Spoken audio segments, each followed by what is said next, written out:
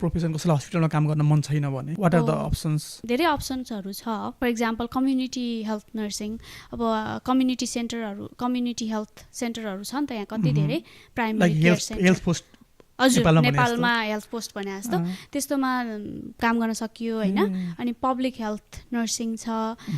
उहाँहरूले के गर्नुहुन्छ भने भ्याक्सिनेसन बच्चाहरू जन्मेको सानो बच्चाहरूलाई लिएर खोप लगाउने भने जस्तो. अनि कति नर्सेसहरू चाहिँ भर्खरै जन्मेको बच्चाको ममहरूलाई भिजिट गर्ने, होम भिजिट गर्ने अनि एजुकेसनहरू प्रोभाइड गर्ने. काउन्सिलिङ जस्तो. हजुर काउन्सिलिङै जस्तो. अनि त्यसपछि अर्को कुरा बच्चाहरूलाई टेक केयर गर्न मसाज अथवा बाथिङ. फर्स्ट टाइम पेरेन्टलाई त थाहा हुँदैन कसरी बच्चालाई नुहाइदिने यताउता त्यो सिकाइदिने त्यस्तो पनि हुन्छ क्या कम्युनिटी नर्सेसहरू. अनि अरू अब स्कुल नर्स हुन्छ. अनि त्यसपछि अब मेन्टल हेल्थ इन्स्टिट्युटहरूमा काम गर्ने पनि पाइयो अप्सन. अनि अब अरू यो अर्जेन्ट केयरहरूमा पनि काम गर्न पाइयो.